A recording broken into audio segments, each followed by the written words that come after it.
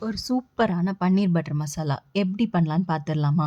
அதுக்கு ஒரு கடாயில எண்ணெய் இல்லன்னா பட்டர் 2ல ஏதாவது ஒண்ணு ஊத்திட்டு, கியூப்ஸா கட் பண்ணி வச்சிருக்கிற பன்னீர வந்து அதில போட்டு டீப் ஃப்ரை இல்லன்னா ஷாலோ ஃப்ரை பண்ணி எடுத்துக்கலாம். இத வந்து ஃப்ரை பண்ணாம கூட ஆட் பண்ணலாம். எனக்கு அந்த டேஸ்ட் பிடிக்காது. அதனால நான் நல்லா ஃப்ரை பண்ணி எடுத்துக்கிறேன். இப்ப அதே ஆயில்ல கொஞ்சமா பூண்டு, வெங்காயம், கேப்சிகம், தக்காளி, தென் வந்துட்டு கொஞ்சமா இஞ்சி இது எல்லாத்தையுமே நல்லா வதக்கிட்டு, அரைச்சு பேஸ்ட் பண்ணி எடுத்துக்கலாம். நல்லா ஸ்மூத்தா இருக்கணும். இப்ப அதே ஆயில்ல அந்த பேஸ்ட்ட ஊத்திட்டு, நான் இன்னைக்கு பன்னீர் பட்டர் மசாலா கடையில தான் வாங்கியிருக்கேன். அந்த பன்னீர் பட்டர் மசாலா ஓட பவுடரையும் அதில ஆட் பண்ணிட்டு, கொஞ்சமா பால் ஆட் பண்ணிட்டு நல்லா மிக்ஸ் பண்ணலாம். இதில நீங்க ஃப்ரெஷ் கிரீம் கூட ஆட் பண்ணலாம்.